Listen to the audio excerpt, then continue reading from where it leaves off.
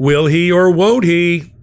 I don't mean me with my snazzy glasses here on Popok Live in an After Dark edition. I'm talking about, will Donald Trump lead us into war with Greenland?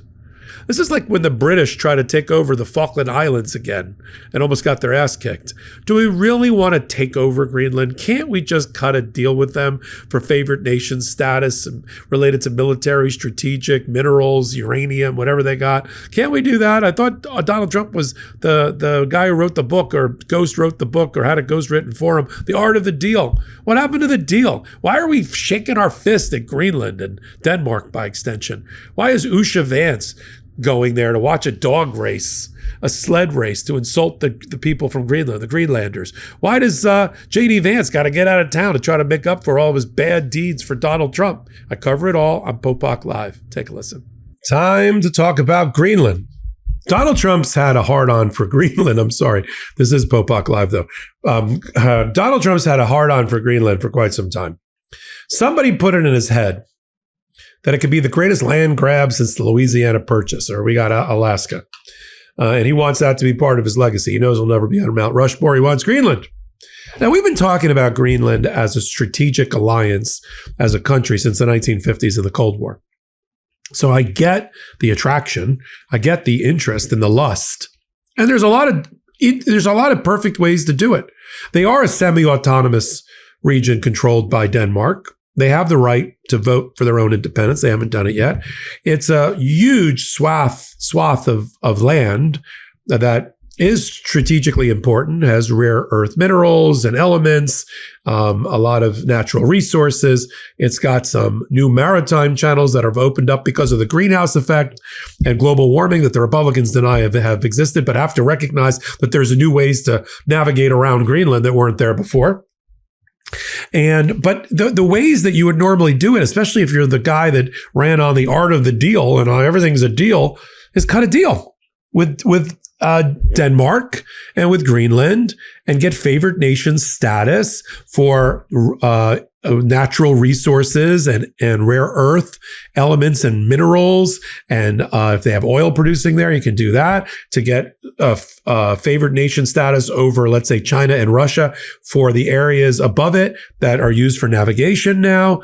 And build some more, cut some more deals and build some more space bases and Air Force bases and other bases for American troops, and come up with some, ways to give them some extra and get close to the Danes, like that. That didn't work for Donald Trump, apparently. He decided that he's not going to sweet talk them. He's going to take it by force if he has to. First, he, like Canada, like insulting Trudeau and Canadian heritage and Canadian national pride, was going to chase them into the arms of the United States and make them the 51st president.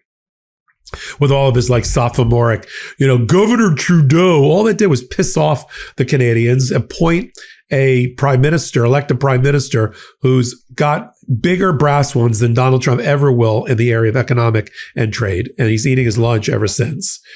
And, but again, favored nation status, negotiate your way out of it. Now, Donald Trump takes to Congress during the joint session speech, and he says, we need it. It's important. It's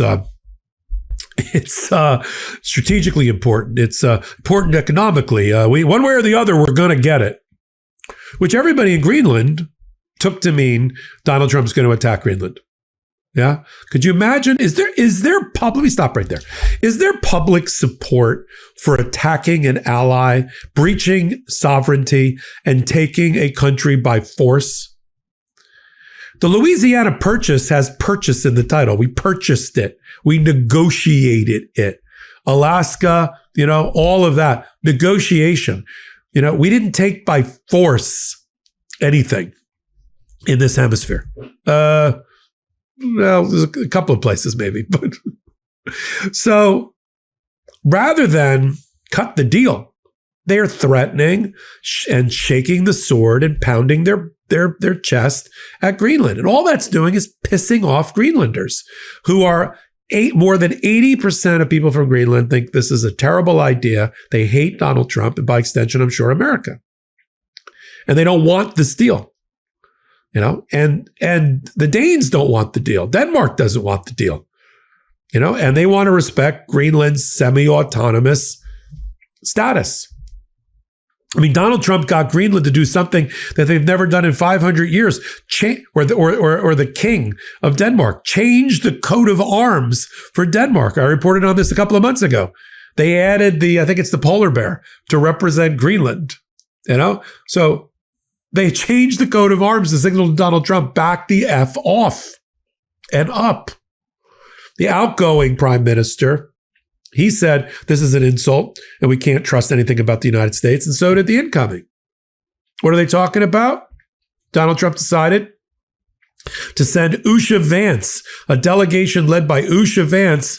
But on the side, we're not supposed to notice that Mike Waltz, he of the Signal Gate, he of the I accidentally disclosed war plans to the Atlantic magazine, they sent him and our energy secretary to the space base. See, we have a space base there. We had a relationship that we've blown at the same time to go get briefed. And Usha Vance takes to her TikTok, Instagram, whatever it's going to be, and says, I'm just going there to meet with the people of Greenland and to strengthen our relationship. Looks like a hostage video. Strengthen our relationships and go to the world famous, whatever the name I can't pronounce, sorry, dog races. That's all. That's all. And the prime minister responded, we can't just take that as an innocent visit of a spouse of an elected official. It's more than that. And now J.D. Vance, who has got to get out of town, trust me, after this breach brigade congressional thing, I'm sure they wanted to call J.D. Vance in. He was on the chain too, because J.D. Vance is on that chain, disagreeing with Trump. This is not the deep fake of was it or wasn't it J.D. Vance attacking Elon Musk that came out recently. A deep fake so good that even Elon Musk's own Grok AI false statement monitor couldn't determine whether it was, he said it was likely not Elon Musk being attacked by J.D. Vance, not definitively. So he's got that going on earlier in the week. He's got the real signal that it's been authenticated by the White House, just to be clear. Chat in which he disagrees with the president. I'm not sure the president, the POTUS is actually contemplating or has contemplated fully what attacking the Houthis to help the European shipping channels will mean.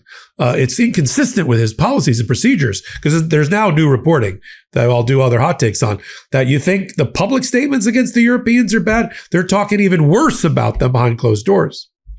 So you have that going on. So what does J.D. Vance or what is the White House, I'm sure, pick up the phone and say, hey, J.D., your wife and son are going to that dog sled race.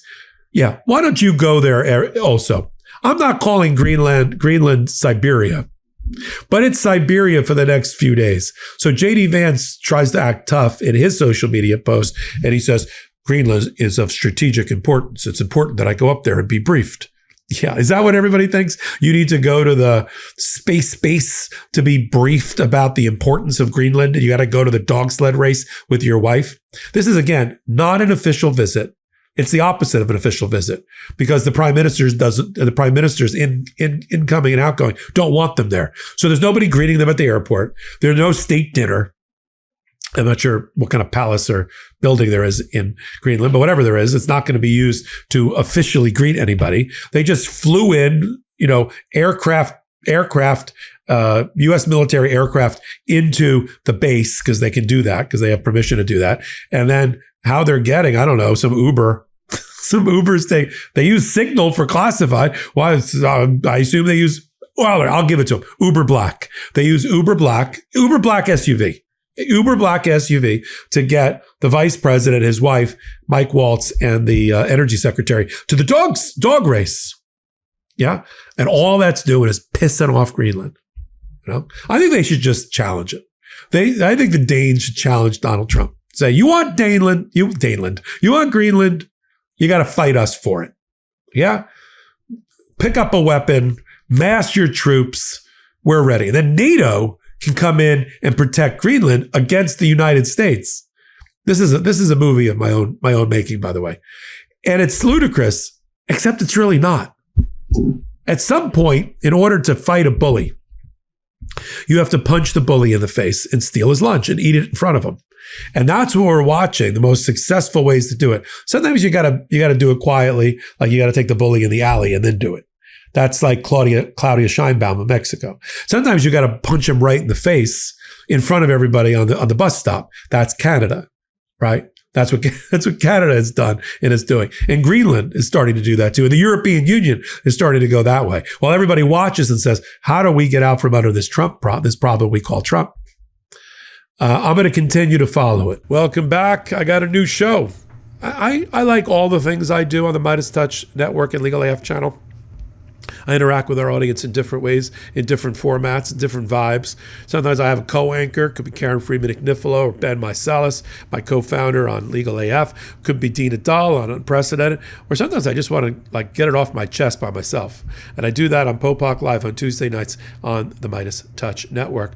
You're here already. If you like this kind of content, which you do, you're here, hopefully.